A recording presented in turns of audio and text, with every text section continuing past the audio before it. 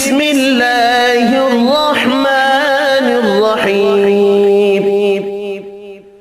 آمن الرسول بما أنزل إليه من ربه والمؤمنون كل آمن بالله وملائكته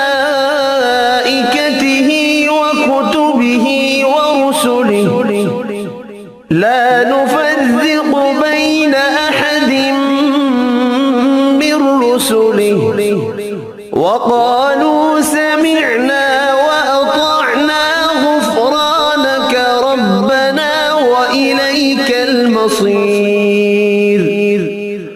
لا يكلف الله نفسا إلا وسعها لها ما كسبت وعليها ما اكتسبت ربنا لا تؤاخذنا إن نسينا أو أخطأنا ربنا ولا تحمل علينا إصرا كما حملته على الذين من قبلنا ربنا